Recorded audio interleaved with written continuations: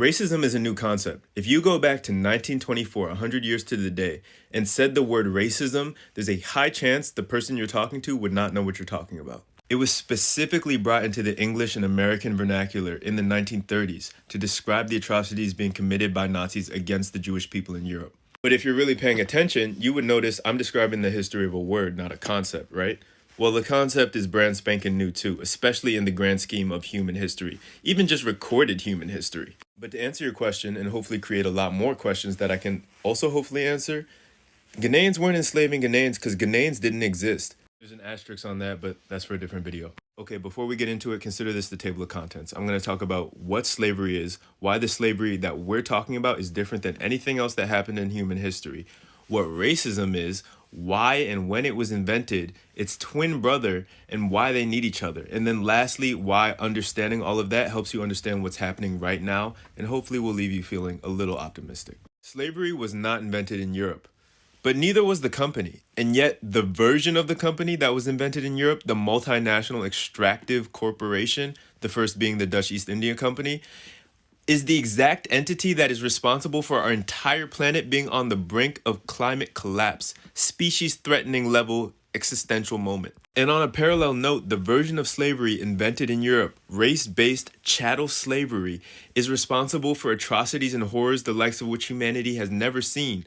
Arguably, all the things I mentioned about corporations are the direct result of slavery as well. It funded all of it. So what's the difference, right? For a very, very long time, people have been fighting wars.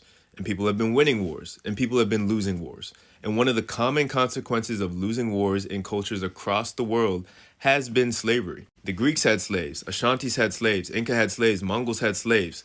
There were slaves all over the world. While it's difficult to draw anything more than a thin through line connecting all these very different versions of slavery, one of the most common themes is people would become slaves when a different ethnic group, when a different nation state, when a different body of people lost a war and then were consumed essentially into the other society and forced to work for free.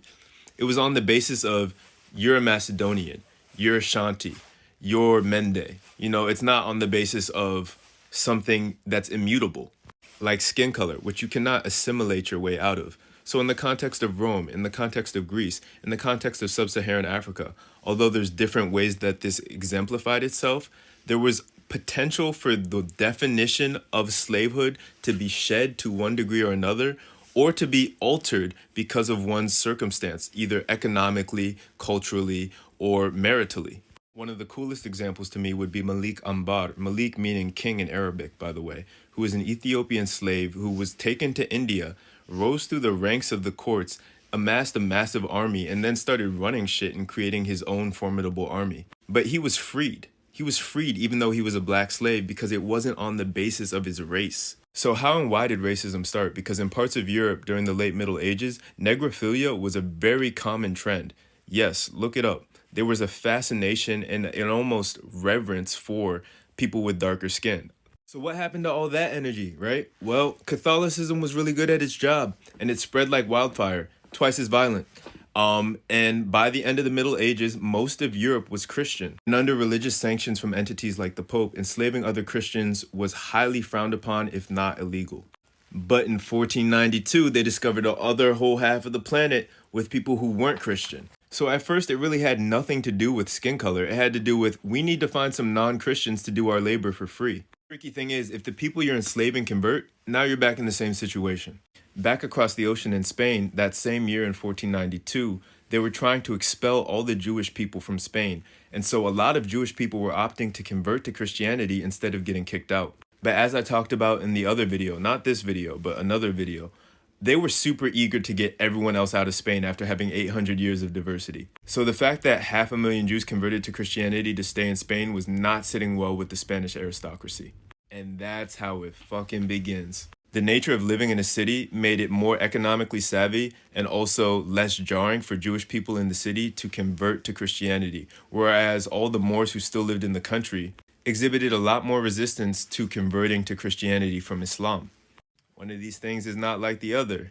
Again, this is like a perfect example of why pretending that a lot of Moors weren't black is stupid. The Moors didn't want to convert. The Jewish people did. Many of the Moors were black. And so the Spanish aristocracy starts passing all of these blood laws. Who are you? Who's your mama? Who's your grandma? All of these things determine your purity and how high in the tiered system of Christianity you are. Are you Christian? Are you Christian plus? Are you Christian platinum? In the same era, a little further down the road, around 1550, there's a huge debate happening on what to do with Native Americans in the New World. Some people are arguing, oh, well, they're pagans. They've never been introduced to the concept of Jesus Christ, and so they deserve the opportunity to convert. Other people were arguing that they are kind of more like infidels, like Jewish people or Muslims, where they have actively chosen to turn their heads away from the light of God. That's a bit of a time jump, though. Look, so the Spanish and Portuguese arrive in Brazil, and they realize that the people in Brazil don't have the same color as the people in sub-Saharan Africa. For a long time, it was thought, oh, the people in sub-Saharan Africa just have that color because they're further south. And if we moved further south for long enough, we would be that color too. But when they go down south in the Americas and see that the people aren't as dark, they're like, maybe there's something different about them, and mythologies start to arise to explain the difference in skin tone. And that's where the curse of Ham and Canaan starts to become more popular as a way of understanding why black people, like myself, look the way that we do. And that rationale proved a very convenient solution to the fact that there were no more non-Christian European slaves to take, and that Native Americans were not proving a very effective slave population for a number of reasons, as I mentioned. Because it also solved the conversion issue. There's no need to worry about them converting to Christianity because God has already judged them. They're the descendants of Canaan or Ham or Turkey or whatever the fuck. And that means, according to the Christian Bible, they are always up for enslavement. In fact, that is their destiny. They are meant to be enslaved. And moreover, there's nothing wrong you can do to them because their destiny is to be cursed. So you're just supposed to provide them with hell. And racism is a scavenger ideology. So over the years, it kept grabbing new things, disposing of other things, and finding ways to survive. It's a virus. And once it's in our system, which it is, it's very hard to get out. But yeah, that's how racism started. I didn't get to any of the other stuff and I'm tired. So like for part 2.